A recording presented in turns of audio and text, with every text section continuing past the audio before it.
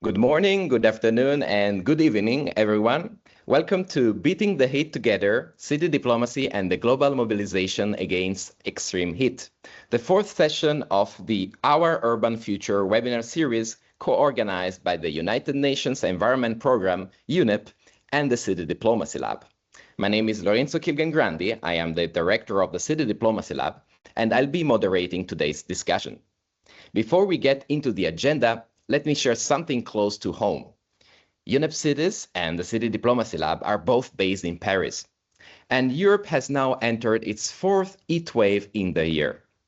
The exceptional wildfires in France and Spain these past days are the latest reminder of what extreme heat and drought can do to human and natural ecosystems alike. And it's a stark reminder of how urgent climate action really is. This series actually grew out of two simple observations that each of us can recognize in our own daily life in cities. First, while the climate crisis we're living through are global, their worst and most dangerous impacts land locally.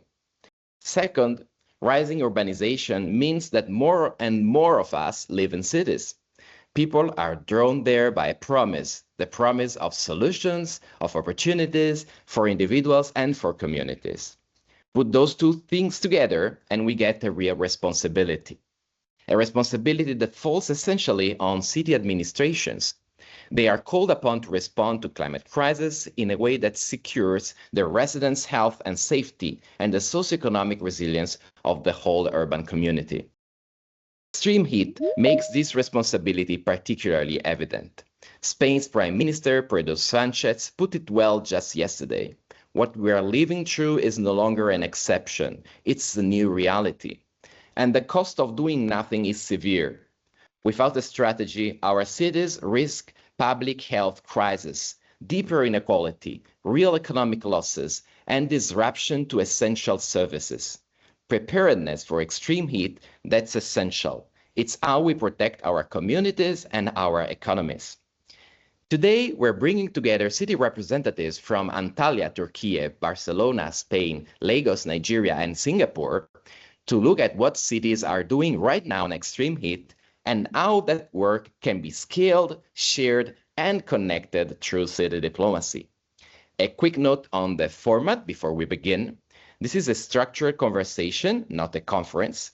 We have two focus rounds of exchange with our city representatives, followed by an open Q&A.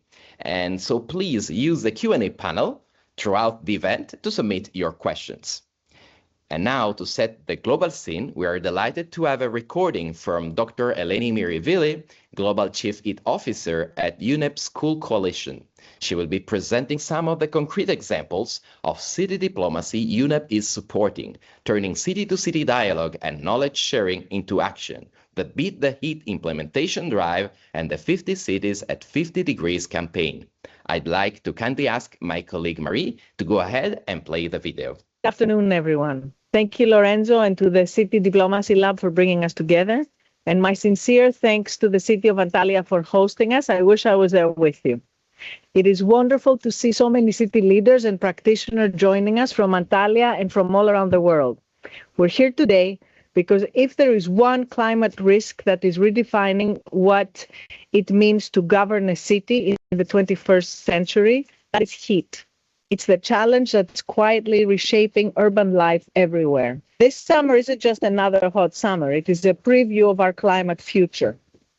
Heat waves are arriving earlier, are lasting longer, and they're pushing temperatures into territories that until recently seemed unimaginable. What used to be called extreme is becoming normal. Many of our cities are still designed for a climate for the last century. Heat quietly overwhelms hospitals, disrupts infrastructure and energy systems, reduces productivity, and deepens inequality. Increasingly, where you live, whether your street has trees, whether your home stays cool, or whether you work outdoors, determines your exposure to heat stress and to putting your life at risk. But many cities around the world are waking up and starting to ready themselves and redesign themselves for a hotter world. This is the thinking behind Beat the Heat implementation drive that UNEP launched together with the Brazilian COP30 Presidency and more than 100 partners last year. The emphasis is on implementation. We already know many of the solutions. The challenge is helping cities turn knowledge into action, better heat risk assessments, smarter urban planning, more shade and nature, cooler buildings, better early warning systems that reach our most vulnerable, and generally stronger governance. But there's another message that we're trying to advance.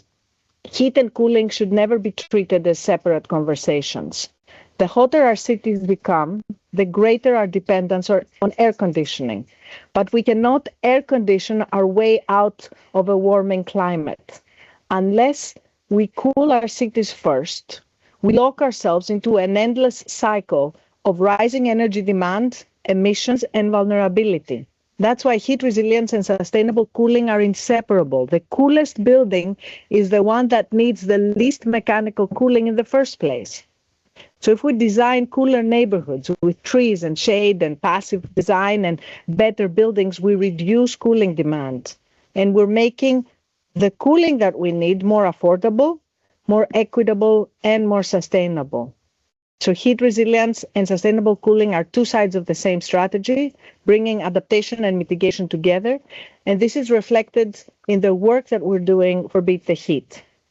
Another initiative I'm particularly excited about, which is under Beat the Heat, is a campaign that we run for the World Environment Day called 50 at 50, 50 cities at 50 degrees. It was inspired by the Paris at 50 degrees exercise. Today, 19 cities, including Antalya, but also Barcelona and Austin and Buenos Aires and Lagos and London and New York City and Melbourne and 19 cities all around the world are working together with Paris on a simulation based on that exercise. So first, a tabletop exercise, bringing all of the partners that need to be around the table to prepare for extreme heat. And then even some of them are going out into a specific neighborhood and making a live simulation. So what they're doing is they're asking a question that Paris asked, that every city should be asking, which is what happens if our city reaches 50 degrees. Not because every city is expected to reach that temperature. Each city could put a different scenario that they're working for. But because imagining an extreme future exposes our vulnerabilities today, and it helps us make better decisions today for tomorrow. Finally, closing up, I'd like to encourage everyone to use the handbook on urban heat management in the Global South, because it's a practical guide for decision makers. A separate part of it is for decision makers and for city practitioners, taking them by the hand and showing them what the steps are. First, to deal with heat as an emergency, but also to show how heat resilience can be integrated into planning, housing, transportation, public health, and social policy, so that they're ready when the temperatures spike. No city will solve this challenge alone. We have to collaborate, but together we can go much faster. And from isolated success stories here and there, we can create a global movement that's making cities cooler, healthier, more equitable, and more resilient. I'm really looking forward to today's discussion. Thank you very much. Many thanks to Eleni for this presentation on how UNEP is supporting the emergence of a global movement that's making cities cooler, healthier, more equitable, and resilient. And now let's turn to our first city roundtable. In this first round, each of our 4 city representatives will present one concrete practice or initiative from their context, illustrated by a photo we'll display on screen. Each intervention is limited to 5 minutes, and I will keep time, so I may kindly interrupt if we are running over. We'll go in alphabetical order by city: Antalya, Barcelona, Lagos, and Singapore. And allow me to introduce our distinguished speakers. Dr. Fulya Kandemir is a senior researcher in the Climate Change Division of Antalya Metropolitan Municipality's Climate Change and Zero Waste Department. holding a PhD in GIS and remote sensing applied to climate change. She is an Esri Young Scholar Award recipient whose research on Lake Toulouse was featured as a NASA Image of the Day. She leads the EU-supported Climax Muhir project on urban heat island mitigation and currently heads the preparation of Antalya's Heat Action Plan ahead of its launch at COP31 that her city will host in November. Ms. Gloria Hidalga Figueras is a science technician in the Climate Change and Sustainability Office of Barcelona City Council. A marine biologist by training with prior experience in wildlife conservation and public health, she has contributed to the development and implementation of Barcelona's heat plan and supports the city's broader climate adaptation efforts. She is also part of the management team of Barcelona's climate shelter network and currently contributes to the design of the city's extreme heat simulation exercise. Mr. Adedoyin K.S. Lasisi is Director of Environmental and Social Safeguards at the Lagos State Ministry of the Environment and Water Resources. An environmental scientist with over 20 years of experience, he holds a master's in environmental resources management and has undertaken advanced training at UC Berkeley, UNESCO IHE Delft, and Japan's Global Environmental Center Foundation. He has authored 5 books and over 30 scholarly papers and currently serves as Lagos State's Global Cooling Focal Point. And last but not least, Ms. Petrina Leo is Deputy Director for Climate Adaptation and Heat Resilience Policy within the Energy and Climate Division of Singapore's Ministry of Sustainability and the Environment.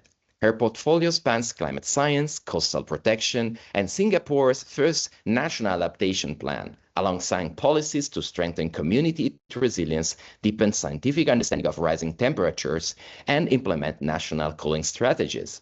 She previously held roles at the Ministry of Education and the Ministry of Home Affairs. Many thanks to the 4 of you for being with us today. And I'd like, as said, to start with Antalya.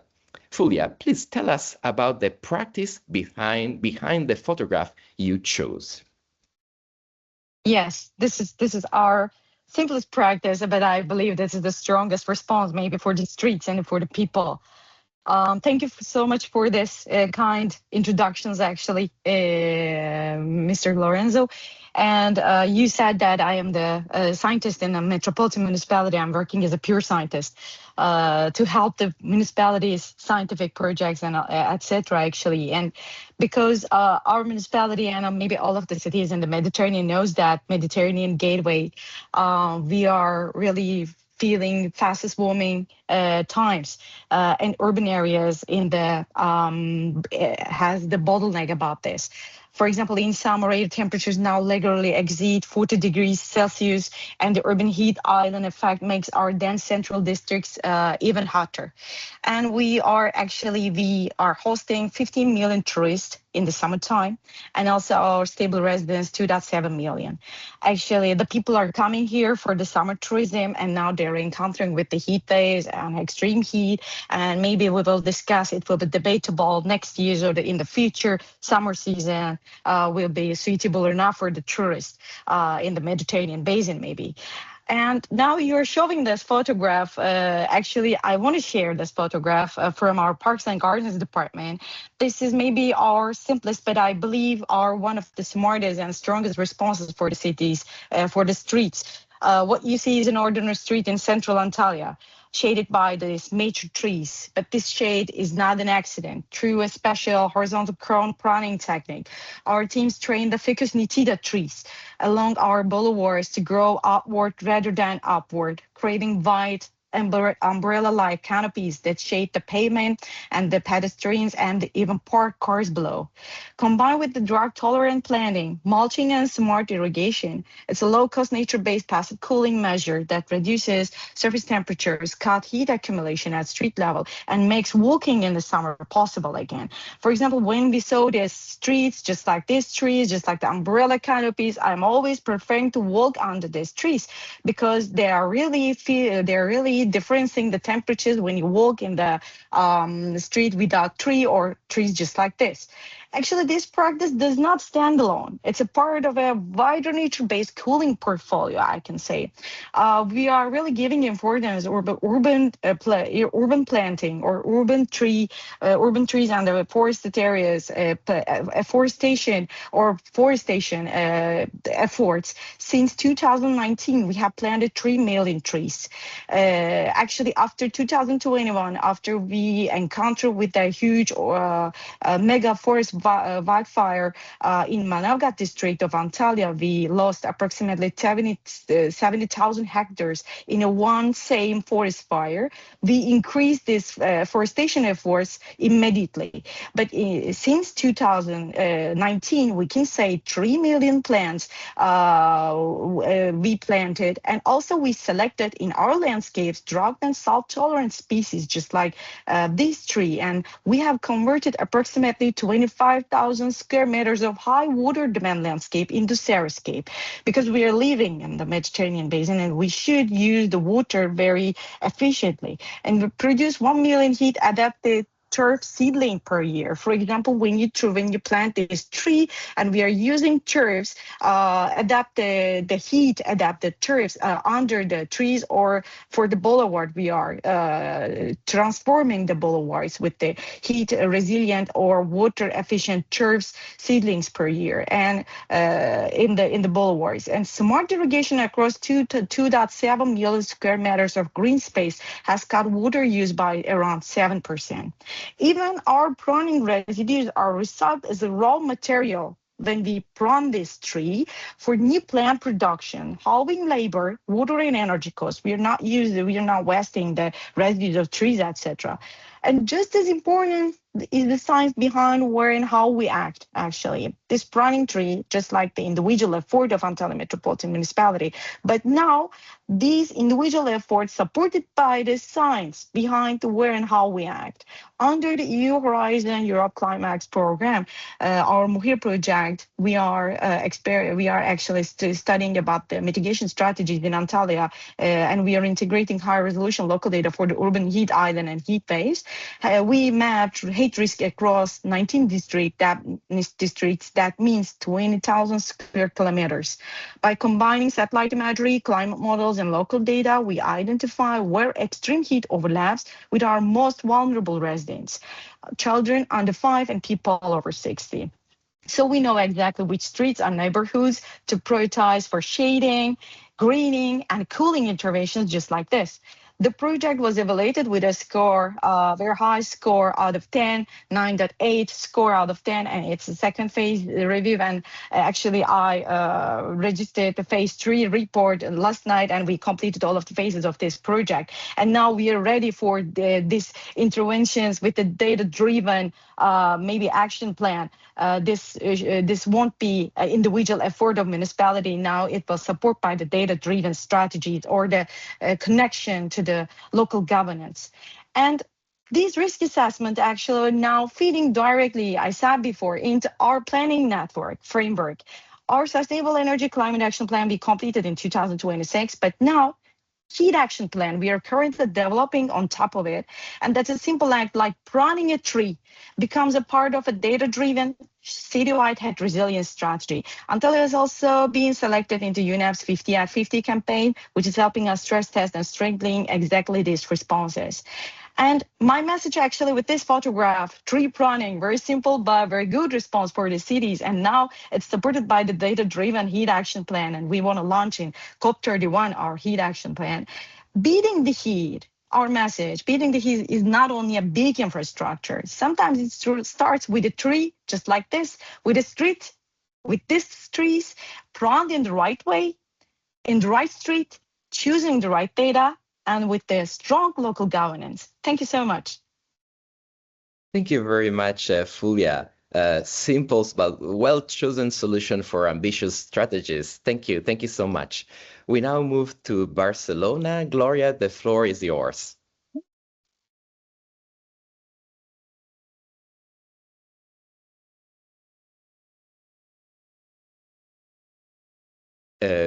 Gloria? We cannot hear you.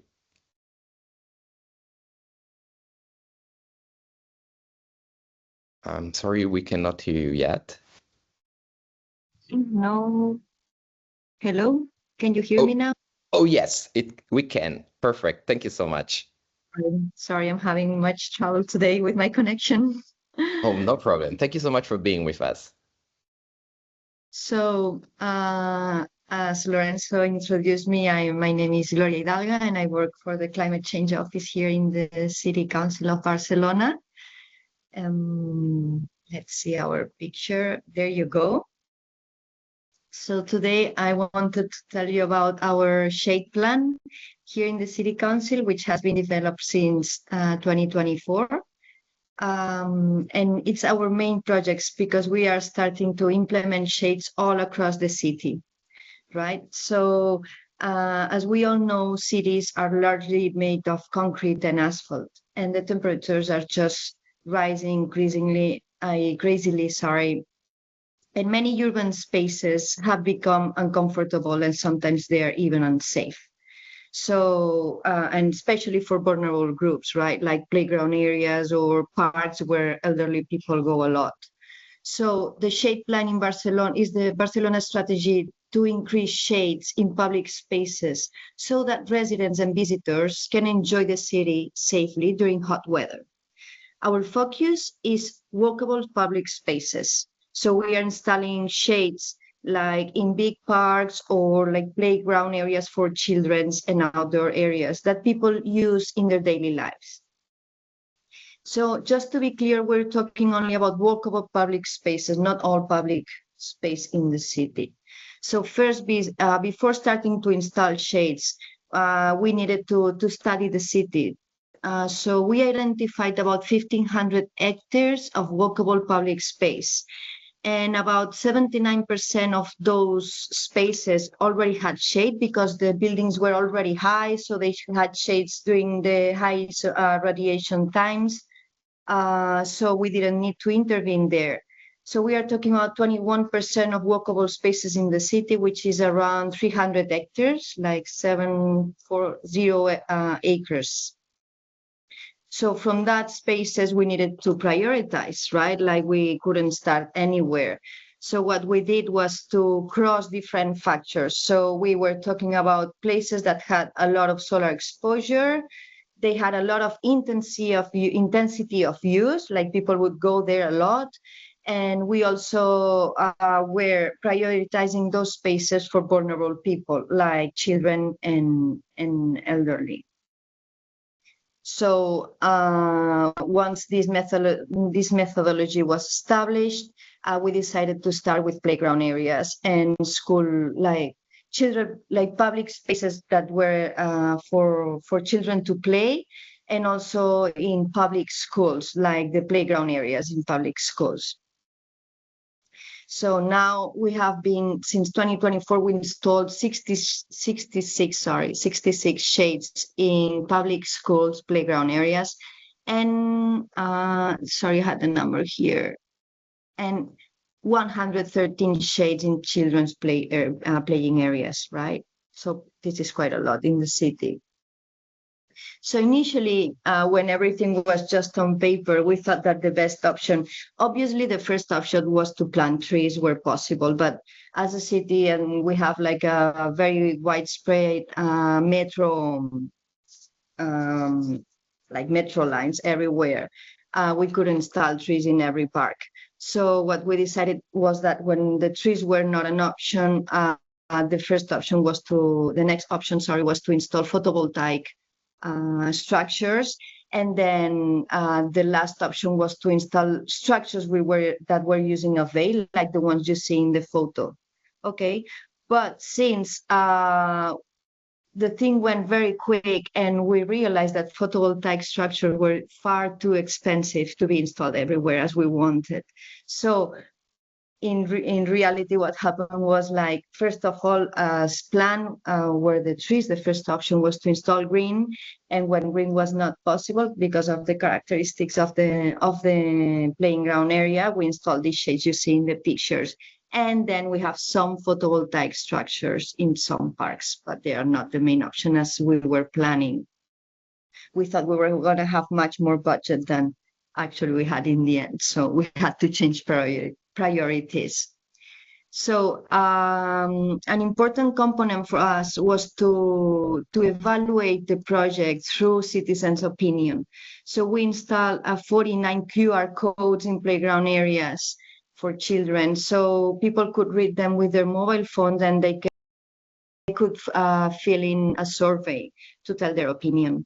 So the results we had were like very positive. Most of the parks went from from having 5 points out of 10 to have 7, and most of the users were saying that they were using the park, like the playground area, much more than they used to do before the installation of the shade.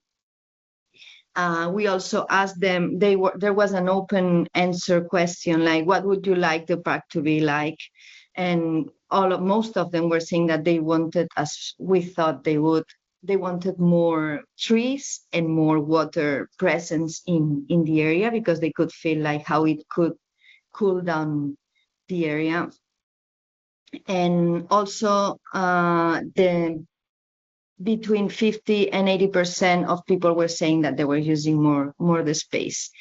And just to finish, we were planning to install the shades and then to take them out for the winter months, but we realized that was too expensive for us to do so. So what we did was a study to know how high the shades need to be, so you are protected from the sun during hot months, and then you also have sunlight coming in during colder months.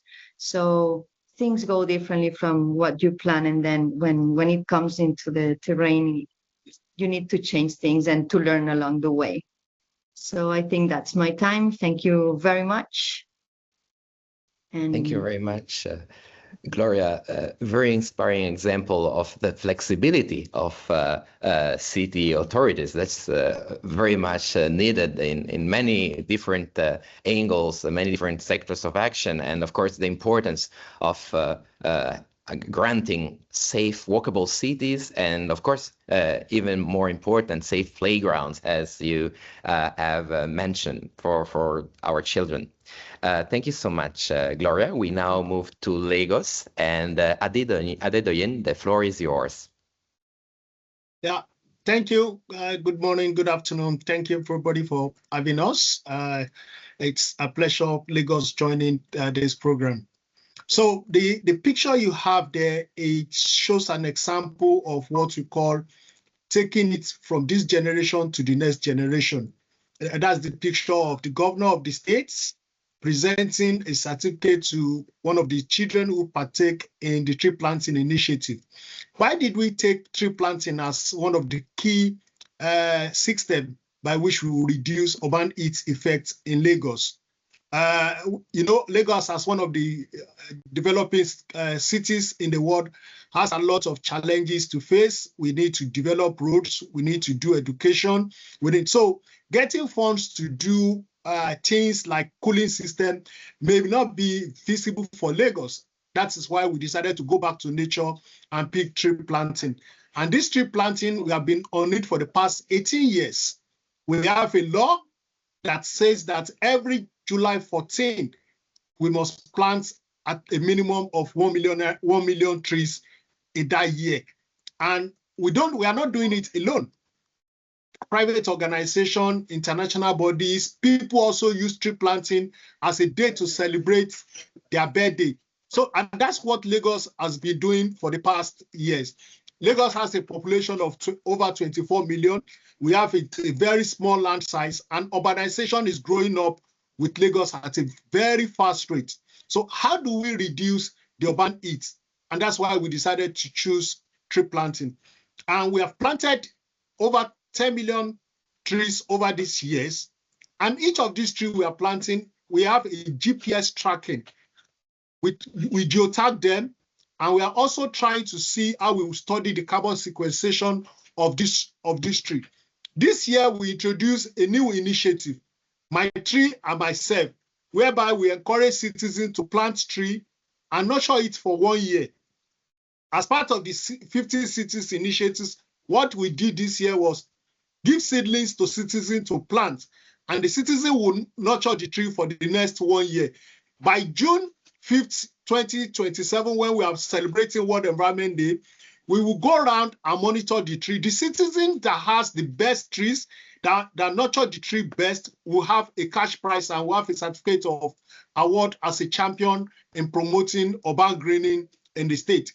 Also, these trees, we plant them specifically because flooding is one of the issues that affects Lagos. So planting this tree, we plant trees that will help us to reduce flood incidents in the state. Also, we plant cash fruit trees. You know, when you plant fruit trees, it encourages the citizen, instead of cutting them and felling them, because they know that when this tree mature, there will be mangoes, there will be fruits for them to take. So that has encouraged the cities to do more on it. One of the key aspects is most of the funding for the trees are not being done by government. We have a lot of banks, a lot of corporate organizations who celebrate their annual events by encouraging to plant trees. So this is what the state has been doing. If you know, the event started in 2008. So subsequent governor has continued to key into it. And that is the main core of the program in the state. You know, one administration will come and say, okay, I don't want to join what the past administration is doing. But this has been a key successive program. Subsequent governor, we've had over 4 different governors who have keyed into it, and we have continued to have that day launch. And each of the governors has presented and always been part of the tree planting event every year. And that has been one of the key sources of the program for Lagos. Thank you. Thank you very much, Adedoyin. Great example of participatory and innovative climate action and the capacity to create a synergy between extreme heat policies and urban food policies. Thank you so much for that. And we would like now to move to Singapore. Petrina, the floor is yours. Hi, everyone, and thanks for having me at this webinar. My example is greenery. I think Singapore is often known as a city in a garden, a product of our founding Prime Minister Lee Kuan Yew's vision in 1967 to transform Singapore into a garden city with abundant lush greenery and clean environment. Though his original intent was to present Singapore as a well-organized city to attract tourism and foreign investments while ensuring equal access to green space for citizens, over time, integrating and intensifying our greenery into the city has become a key strategy under Singapore's approach to heat resilience. We do this at multiple levels, from upstream city planning and development regulations to greenery management and enforcement practices on the ground, for example, against unauthorized removal of trees. We have a suite of measures under the City in Nature pillar of the Singapore Green Plan 2030 that contribute towards cooling our urban environment. For example, we target to have 200 more hectares of new nature parks, plant 1 million more trees across Singapore under the 1 million trees movement, and develop 300 km of nature ways by 2030. We will also focus on greening industrial estates, which are among the hotter areas in Singapore, by planting at least 170,000 more trees in industrial areas by 2030. In particular, the Nature Ways Network aims to intensify the greening of our streetscapes with the implementation of multi-tiered planting to create a forest-like structure along our roads. This will make Singapore's streets cooler and more comfortable for pedestrians. We also have a Park Connector Network, which is an island-wide network of linear green corridors linking major parks and nature areas across Singapore. This network provides citizens with an enhanced accessibility to nature spaces across the island. We are on track to achieving our target of having 500 kilometers of park connectors by 2030. In recognition of our space constraints, other greening measures include increasing sky-rise greenery and greenery on building facades, as you can see in the photos. One key initiative will be our landscaping for urban spaces and high-rise scheme, or what we call LUSH. As part of this, new developments within identified strategic areas and new commercial, hotel, and residential developments island-wide are required to replace greenery displaced from the site with green colored scale according to project-specific location and density. LUSH also provides incentives in the form of gross floor area exemptions for the provision of communal landscape areas such as sky terraces or communal ground gardens. The program has contributed over 440 hectares of greenery island-wide since its launch in 2009, the equivalent of 610 football fields. And through this, greenery is further integrated into our urban landscape and can reduce the temperature of building facades and mean radiant temperatures of our building surroundings.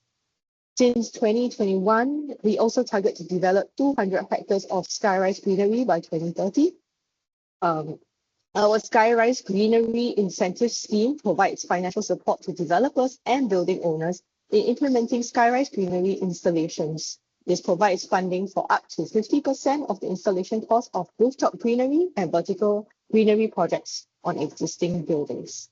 Thank you. Thank you very much, Petrina. And I think a wonderful example that connects the dots of this first round of questions. We have seen solutions emerging with an idea of trusting science, being based, in fact, on solid science studies, being participatory, relying on the most innovative technologies, and of course, showing the flexibility and adaptability typical of local governments that are very, very capable, of course, of adapting in front of evolving and sometimes very complex and demanding challenges, such as those related to extreme heat. Thank you so much. And I want to remember that these are just examples of broader strategies. Of course, the 4 cities that are represented today do much more, and we can expand those actions, of course, in the Q&A in the second part of our event. But before that, let's go into the second round. And in this second round, each representative will share one single keyword that captures their city's approach to international cooperation on heat resilience and briefly explain the strategy it reflects. Once again, 5 minutes. Thank you so much to our speakers for the collaboration. And we will reverse the order this time. In the alphabetical order will be inverted. And so we will start with Singapore, moving to Lagos, Barcelona, and closing with Antalya. Petrina, going immediately back to you, what's your keyword? Thanks very much. A word that best describes Singapore's approach to international cooperation is connectivity. As a small, highly urbanized city-state, Singapore recognizes that extreme heat is a shared global challenge. No single city or country can solve it alone. Instead, actually, Singapore's strategy is to serve as a global connector, bringing together governments, cities, researchers, industry, and international organizations to accelerate collective action on heat resilience. I will talk about this in 2 dimensions. The first dimension of connectivity is connecting knowledge. Effective heat resilience starts with a shared understanding of how our climate is changing. Singapore believes that climate science should not remain within research institutions. It should be translated into information that governments, cities, and communities can use to make better decisions. One example of this is our 3rd National Climate Change Study, or V3 for short, which was released in January 2024. V3 provides the world's first high-resolution climate change projections for Singapore and the wider Southeast Asia region. These projections of up to 2-kilometer resolutions provide countries with a much more localized understanding of climate risk, allowing them to make more informed decisions on issues such as urban planning, infrastructure design, water management, agriculture, and public health. Singapore has shared the V3 findings with countries across Southeast Asia and the wider scientific community. In April 2025, Singapore also launched the V3 Data Sharing Portal, enabling regional partners to assess the climate projections and use them to support their own research, adaptation planning, and resilience building efforts. Another example in this is the ASEAN Specialized Meteorological Center, which Singapore hosts. The center supports regional capability building in weather and climate services, thereby strengthening meteorological cooperation and facilitating the exchange of weather and climate information across Southeast Asia. So that's the first dimension. The second dimension of connectivity is about connecting people and institutions. Connectivity also means bringing together diverse stakeholders. Heat resilience cuts across many different sectors, including public health, infrastructure and the economy, and therefore collaboration across governments, academia, industry, and international organizations to create integrated solutions is key. A timely example of Singapore's connectivity approach will be our role as host of the upcoming Global Cooling Pledge Assembly taking place this September. This assembly will bring together national governments, cities, industry leaders, development, finance institutions, and technical partners from around the world to accelerate implementation of sustainable cooling solutions. Its focus is not only on sharing ideas, but also on translating commitments into practical solutions through stronger partnerships, technical cooperations, and financing. The Assembly also reinforces an important point. Cities are on the front line of extreme heat. They are where people experience rising temperatures and where many of the most effective solutions, from urban greening to passive cooling and heat health measures, are implemented. We will therefore be hosting a Beat the Heat study trip as part of this assembly and presenting the opportunity for cities to learn from one another and shape the global agenda together. We warmly invite countries and cities from around the world to participate in this assembly. By joining the conversation, sharing experiences, and forging new partnerships, we can help accelerate practical solutions that make communities cooler, healthier, and more resilient. Thank you. Thank you very much, Petrina, for this kind and very timely invitation. Thank you so much. Now over to Lagos. Adedoyin, the floor is yours.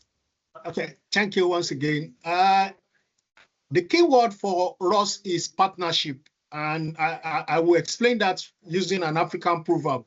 The African proverb says, if you want to go fast, walk. If you want to go far, walk together. And that's what we do in Lagos. Everything we are doing concerning our Urban Eat program, tree planting initiative, we do it with partnerships. We are working with a lot of international organizations, UNEP, C40, iClear Africa, because we know that we cannot do this thing alone. A lot of cities have developed a research program. A lot of cities have done a lot of initiatives. We need to learn from them. And also, funding is one of the greatest challenge cities in Africa has to do for a lot of environmental initiatives. So if we partner with development partners, with the World Bank, other international funding agency, we'll be able to get grants, we'll be able to get initiatives that will help us. And that's why partnership is very key. Partnership is very key. A lot of research are done in different parts of the world where we can learn. We can also do city initiatives. For over the years, we've been having what we call the Lagos International Climate Change Conference, where we share experience with other cities. We invite presenters from other cities to come to Lagos and tell us how they have been able to combat climate change, how they have been able to combat flooding, how initiatives so that tree planting will be able to develop very well. And that's what Lagos is all about. We don't want to do things alone. We are presently having a lot of challenges from ocean surge, and we know that this, like city of Netherlands has decided, have done a lot of initiatives. So partnership is a very strong focus for Lagos, and that's what we continue to do. Thank you. Thank you very much, Adedoyin. Now over to Barcelona. Gloria, the floor is yours. Thank you very much. So I discussed this thing. We had to choose like a word with the rest of the office, and we chose one which is very obvious, which is collaboration. But it was like the basis of our strategy with other cities. We choose this word because in our experience, and as Petrina said, we cannot face the challenge of extreme heat alone, right? So heat is a global challenge, but the effects of heat are very local in the cities. So cities are on the front line. We are responsible for protecting the most vulnerable population. We are responsible for support, for adapting the public space here in our cities. So these problems, all the cities, we all have. So it's basic that we share the experience. So we don't need to start every time from scratch. Like the initiatives, like the solutions have been already tested. Someone thought about them already. So sharing the experiences and the monitoring results of these solutions is basic. So for Barcelona, collaboration means not only learning from others, but also being always available to share experiences. Like even when we feel we are very busy, it's important and basic for us to find the time to share the experience, to do online meetings, to respond from all the like asking for the information that we receive, right? So, for example, one of our main projects that brings attention from all over the world is the climate change and the climate shelter network we have here in the city. That now we have more than 500 buildings which are forming this network. We had this idea from going to conventions and to events in other cities, and now it's been like widely developed all across the city. Now we are developing a big project, which is the Barcelona at 50 degrees extreme heat simulation exercise. And we got the idea from Paris. And now we also joined this Beat the Heat initiative, which is developing these exercises for other cities. So we are also sharing our experience. We haven't done the exercise yet, but we have been defining it from the last 6 months. So we are almost there. We are planning to do it next year. So what else? Collaboration also means that every city has something to give, something valuable to contribute. So even when our contexts are very different, like here today, that we come from all over the world, in Turkey, we have similar conditions, but Africa and Singapore are very far away. But still, the questions are the same. How do we protect vulnerable groups? How we do communicate hate risk? How we redesign our public spaces, right? Like wherever you are, the questions are the same. So sharing the answer of these questions is basic for us. And collaborating with other cities becomes like so necessary. Networks as C40 or initiatives as the one coming from the UNEP with the heat make these things easier, because sometimes you don't know how to talk to when you go like, I would like to know how Singapore has done this initiative. It's hard to find the person you need to talk to. So through these networks, things become easier, so we can share the contact and the information much easily. And another reason we choose the collaboration as the keyword is it reflects how the cities approach climate adaptation. In the past, cities often work independently, right? Like we didn't have internet. Things were much hard. Like you had to travel to the city to see what they were doing. And nowadays, it's so easy to collaborate. So we have to Thank take you very advantage. much. Oh, Yeah. sorry, Gloria. No, We that's are okay. That's unfortunately. okay. It's free. I had said already what I wanted. So thank you very much. Sorry. Thank you. No, that was very inspiring. I really feel bad for interrupting you, but of course, I love to also hear from Fulia and leave a little time for our public that I see is already putting some very interesting questions in the Q&A panel. Thank you so much. So Fulia, last but not least, the keyword from Antalya.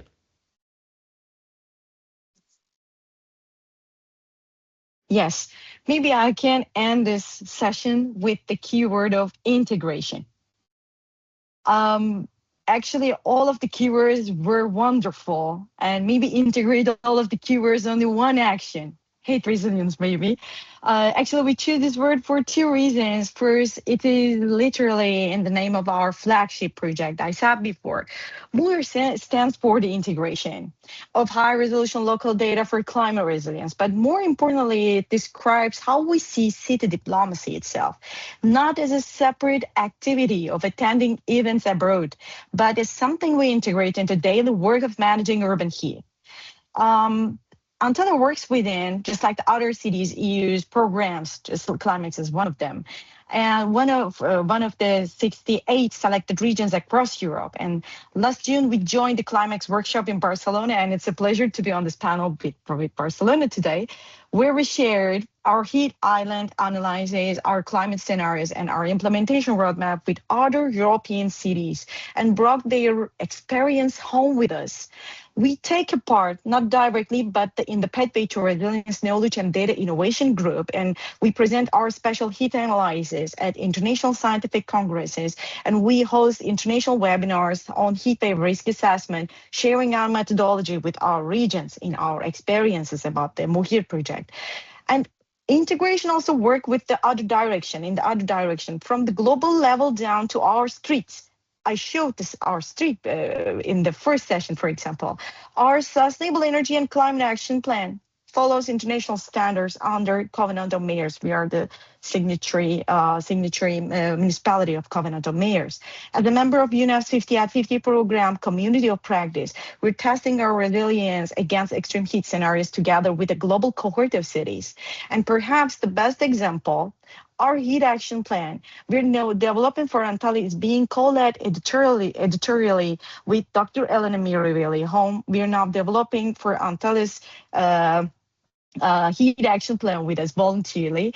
And actually, we were honored to hear in the opening of this webinar, together the other academics from several universities, they will work with us voluntarily with volunteer municipal staff. This is in the municipal capacity as a effort, not from the outside. We created independent decisions from the projects because this was not mandatory, but now we decided to do that for the citizens and taking the stakeholders' feedbacks actually.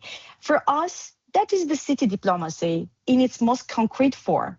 Global expertise sitting at the same table as local science, writing one plan together with the stakeholders. Our environmental work also being recognized internationally and nationally because our academics want to work with us voluntarily, and we found so many municipal staff they want to work for heat action plan, also Climax MOHIR project, for act together about the urban heat resilience. And why does this matter? Because extreme heat is a shared Mediterranean reality, just like the other cities' reality from Africa. We are now together to talk the same problem.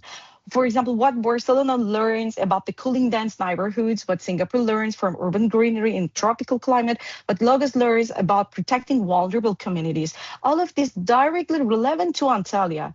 And we hope our experience with high resolution heat risk mapping and nature-based cooling is useful maybe for the others and for the participants to this webinar. No city can afford to learn about extreme heat only from its own mistakes. The climate crisis moves faster than any single city learning curve, but it does not move faster than all us learning together. And so for Antalya, city diplomacy is not the icing on the cake. It's on the load-bearing walls of our heat resilience strategy. We integrate global science into local decisions, and we bring our local data back to the global table. And this is maybe our keyword and maybe the end of the keywords, integration. Thank you. Thank you very much, Fulya, for these powerful and inspiring words. And thanks to your colleagues as well, we had these four amazing keywords: connectivity from Singapore, partnership from Lagos, collaboration from Barcelona, integration from Antalya. So we can see there is certainly a very clear common path. And this is exactly the kind of leadership and peer learning exchange that city diplomacy embodies, and that the Beat the Heat implementation drive and the 50 at 50 campaign are designed to enable. And with that, let's open the floor to our questions. I can see that there are two questions and going in order from the first ones that have been added to the Q&A panel. And there are two I will merge for Gloria. There is a question from Brian Cantor. Is the tissue protected for shade? Is the tissue projected for shade protected against 5 hazards? And the second question is if you have any other measures for playgrounds under extreme heat.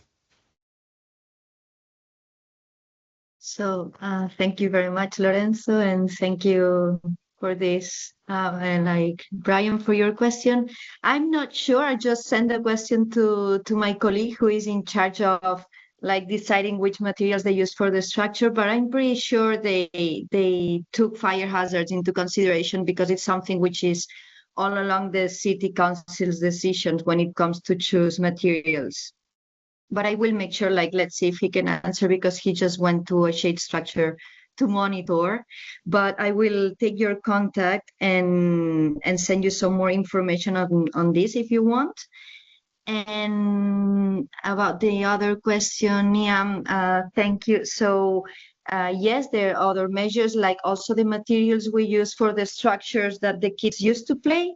They are also changing from metal to wood, which is not like burning that much.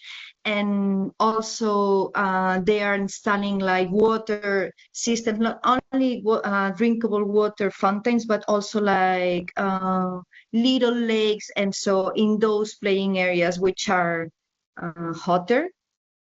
So, and we also, before deciding where to install the shades, we also asked the citizens of every district. We made like a participatory process so they could decide where they wanted the shades first to be installed. Thank you very much, Gloria. And there is now another question which is quite related. In fact, I can see that our audience is very much interested in learning more, digging into your strategies, your actions. And in fact, there is a question for Adedoyin from Astspak. It's just an email. Apologies if I'm mispronouncing. There is a list of strategies that Mr. or Ms. Astspak is referring to: Lagos Resilience Strategy, Lagos Climate Action Plan, 5 years plan, Lagos State's Climate Adaptation and Resilience Plan. And the request is if there is other strategies and reports on the implementation of these strategies, because this person is having, this member of the audience, having some difficulty in accessing them. So I leave you the floor, and if this works for you and for the other speakers, including what was mentioning before Gloria, maybe we can add these additional resources on the page of the event on the City Diplomacy Lab. Okay. Okay, I got that. I can, if I have the mail of the person, I can share those documents and also share the link of the website where this document can be downloaded. But I will send those materials across. Thank you. Thank you very much, Adedoyin. And I can see that there is a few questions that are broader and open to all speakers. For example, there is: how do we ensure ongoing budget to cover scale up and maintenance of cooling intervention? So this budgeting issue is very much common across the world. I would maybe start with Petrina and then Fulia for this, their remarks on funding to scale up and maintenance of cooling intervention. Thanks. Perhaps I could start by saying that I think it's a mix of a number of things, including the regulatory levers as well as incentives. So our Singapore Green Mark is one where we, if you qualify, so if you have integrated greenery into your buildings and you have made them more sustainable, it's an opt-in system, but you can get Green Mark certification of up to platinum status, and that is something that then you can signal to your investors and even to your consumers that your building has integrated So that's something that we do. Some of it is the co-pay, as I said, and I think there was a question about it as well. The Skyrise Greenery Incentive Scheme.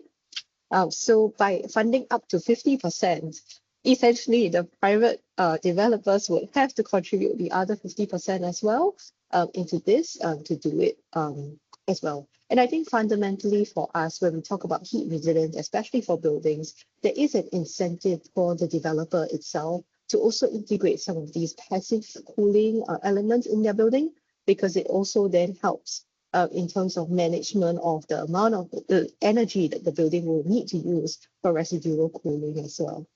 Thanks. Thank you very much, Petrina. Fulvia, please, your take on this difficult issue that I can see is recurrent in a few questions, in fact. But budget questions always exist in the webinars, and the people are always curious about the sustainability of the project and the future about our interventions.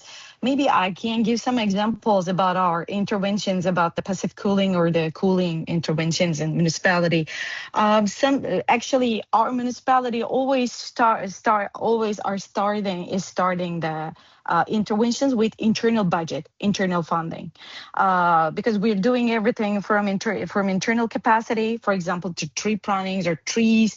We have our areas. We are cultivating the trees with our own budget, and we're planting. And then if we can have the credibility or the reputation about this, for example, in a board or in what I can say, maybe when we be famous about this in national and international area, we can encounter with the international projects or the national fundings from the national government or the national NGOs. We can do something together to take the budget and to do everything in sustainable manner. Tree planting started just like this, but the heat action plan and the other things about the urban heat resilience actions, about the risk mapping and the other thing. First of all, we started to the program in Climax, and we gained the budget, received the budget, and we did everything. But this budget was not so much to do everything in a sustainable manner. We created our crucial things under the Climax program: heat risk, everything, and future projections, and a heat action plan also. It's not mandatory, but we will do it. And now, after the Climax effort, after the Mujeres effort, some Interact projects actually brought some opportunities to do everything in a enlarged part. For example, now we gained an Interact project about the mitigating the urban heat island impact as a pilot program in Antalya. We will plant so many trees, and we will do nature-based solutions about the passive cooling.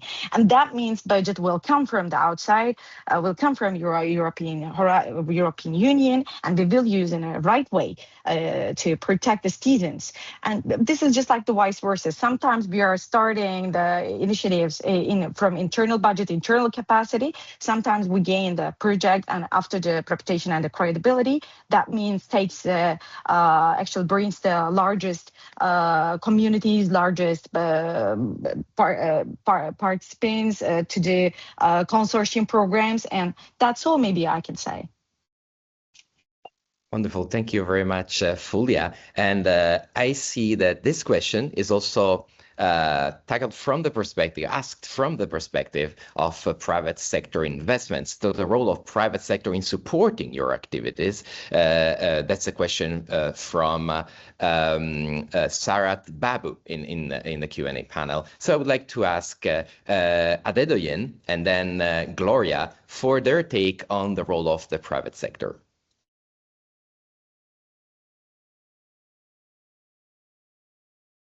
Okay, thank you. Like I said initially, partnership is one of the key things for us. So the private sector play a crucial role for all our program in the States.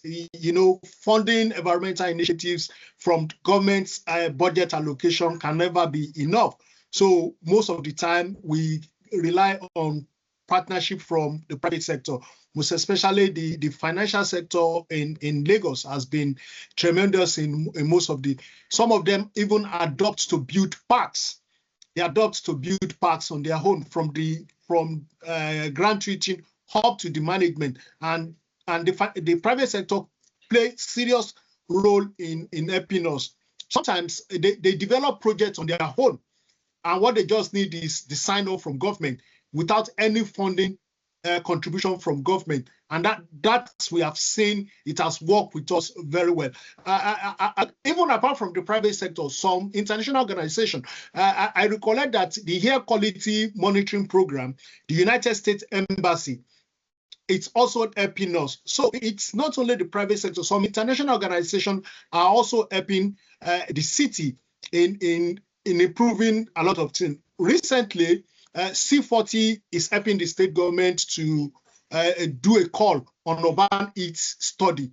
So private sector collaboration is very, very key to most of our program in the state. Thank you. Thank you very much, Adedoye and Gloria.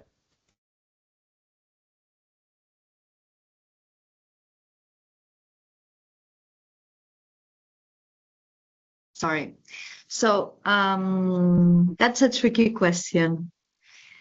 For the shade plan, for instance, the money is coming from the public sectors, right, from the city council budget. But we are hiring a private company to install the shades, to do the maintenance, not to monitor it, but to design it. So we do like, I don't know the name in English, but we ask for companies to present their projects according to some characteristics that we wish to. And then they present their project, there is a winner, and we allocate the budget there. So the private sector is very important, but the money is coming from us, right? So it's a tricky question. And also for pilots, like to innovate this, we count on private sector too. Like every year we allocate a public budget for pilots to be presented to the city council, so we can see what's in the market and choose whatever we want to implement in our city. But yeah, always budget questions are very tricky to answer, especially when the city council is so huge, you know, like budgets come from, they are all public budgets, but they come from different sources. They are allocated differently when it comes to different departments in one same project. Then the budget, it comes from many sources. Absolutely. Thank you. Thank you so much, Gloria. It's a shared challenge, unfortunately. But that's why we have city diplomacy, of course, to share the best practices in this sector as well. Thank you so much. I can see there is also an interest by a couple of members in the audience on how to reach out to communicate with your local residents regarding your heat activities, beating the heat activities, of course, especially those residents who might be less connected, such as unhoused individuals or migrants. I want to ask this question of public communication to Fulya and then Petrina. If you can just keep it very short so we can have a last round of question after that. To make it, can I start first? Absolutely, please. Petrina, thank you. Can I ask you a question to make everything clear? Migrants and the other people, how we are reaching, right? This is the question. Lorenzo. The question, it's about I'm merging two questions from the public. And in fact, the interest is in how it's possible to contact and engage with those residents, those who live in your municipality, but they are maybe less connected, those who it's harder to reach. But there must be ways, of course, to reach out to them, to make sure that they are safe, to make sure they can participate in the heat resilience procedures that you're implementing. Maybe I can answer to this question. We have a methodology to reach the people just in your question, or maybe I can say the stakeholders, because they are the stakeholders, also the urban heat or the partner. Or the site. We are using an environmental board mechanism of an Antalya metropolitan municipality. This is a here in the Municipal Assembly. Since 2026, we are working with the Environmental Board of Antalya Metropolitan Municipality to reach all of the people across the districts, 19 districts we can reach when we have a problem. This is the West problem. For example, you can have the other problems, not just like the heat, flood, everything. And the heat now in the focus area in the Environmental Board, because we added as a partner this mechanism to our projects now about the heat. When we started to a question or the problem, we are presenting the Environmental Board Committee problem, and they're reaching, first of all, the institutional stakeholders, because easy to reach, they are so easy to reach, and they can participate the first programs about the problem, and we can talk and we can create a framework, and then we can present this framework some of the pilot neighborhoods. We are calling the muhtars. Muhtars means the smallest governance mechanism of the cities. They are gathering the people in the neighborhoods, and they are governing the neighborhoods under the national government and the city governance model. And we are calling muhtars, and we are talking all of the problems together, and they are informing the people using social media, using the other communication channels, or sometimes they're using the person in situ information platforms they're using. And especially the women are doing this as the muhtars. They're really engaged and really dedicated to inform their people. And actually we are separating the vulnerability with age, with gender, with the other, for example, migration is also the vulnerability part of the city. And we try to inform, first of all, them and then the people together. But I can say our environmental board mechanism is very easy part to reach the people. They paved the way really years ago, but this is so easy to reach the people, especially to muhtars, I can say. Wonderful. Thank you very much, Fulya. And last but not least, very briefly, please, Petrina. Thanks. I can points. One is we do pre-alerts before the hot season. So it's not, I mean, Singapore's hot throughout the year, but we do have a hot season between March to May. And so we try and do pre-alerts before that season. Where we stand up a bit more communications, and that helps to stand up, I think, the activity across the island and the country, that they need to watch out for it. And so some of the information will go through. We also ensure that our information is open for all. So for example, we track heat stress levels through wet bulb globe temperature sensors from our Met service. And this is hosted on my EMV app, where anyone who has the application can access that information so they know how to protect themselves from heat stress. But also, I think specifically to the groups, when it comes to migrant workers or when it comes to the more vulnerables, we tap on existing networks that we have. And that's the role of the Heat Resilience Policy Office in coordinating all of this. So going through our community partners, our networks, as well as like the Ministry of Manpower with their employer networks, to then reach the workers as well, so to then communicate these messages as well. Thanks. Thank you very much, Petrina. We are exceeding already a bit our allotted time, but there is a last question. I would love to hear the answer from you all, and it comes from a colleague, expert in city diplomacy, Professor Bruker Balac from PEX in Hungary, and he asked if you can give an advice to your fellow cities that are interested in joining the activities against extreme heat. One suggestion, very briefly, to implement in the next 5 years would that be? We can maybe start with Gloria. I would go for increasing the greenery whenever it is possible and wherever you can. Because our underground structure is not easy, and in Barcelona, everything is already built.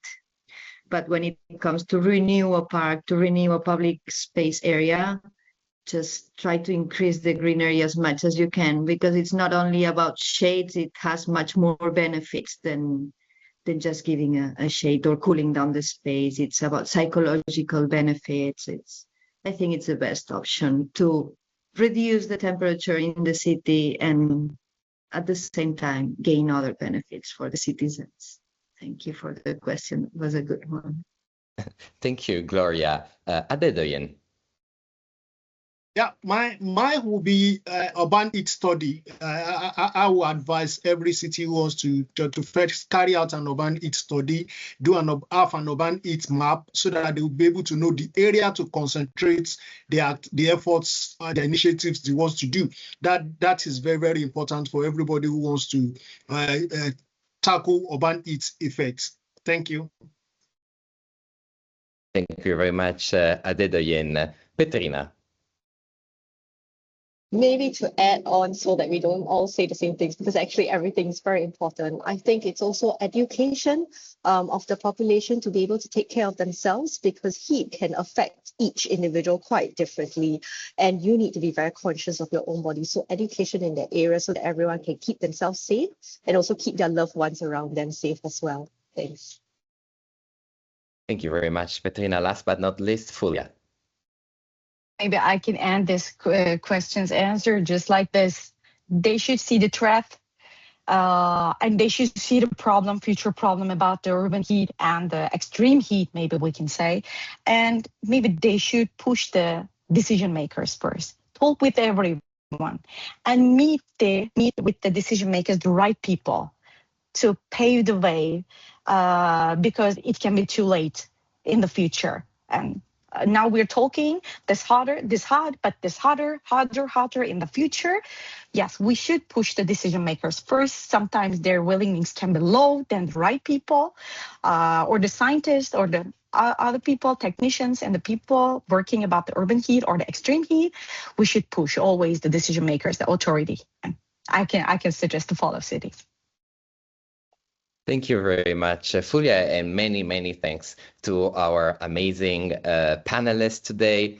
As we close, I really wanted to thank them, Fulia Candemir, Gloria Hidalga Figueras, Adedoyin Lasisi, and Petrina Leo, for such a rich and concrete exchange, and of course, Dr. Eleni Mirivili for framing our discussion so well. My thanks also go to our colleagues at UNEP who made this session possible: Gulnara Rowe, Elsa Lefebvre, Srinidhi Ravishankar, Lou Purpose, and Marie Hartmann.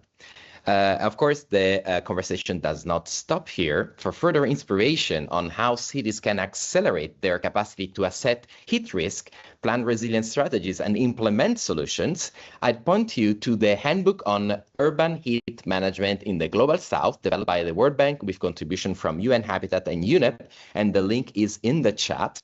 And finally, I'd like to invite you all to the fifth and final session of the Our Urban Future series, From Global Targets to Local Delivery, Multi-Level Governance for Sustainable Buildings and Construction, on Wednesday, August the 26th at 3 p.m. Central European Time, with representatives from Toronto, Mumbai, and Kisumu. Program and registration at the link in the chat. Thank you all again for joining us. Stay safe, stay cool, and see you next time. Thank you. Thank you very much. Thank you. Bye-bye. Thank you. Thank you, everybody. Bye.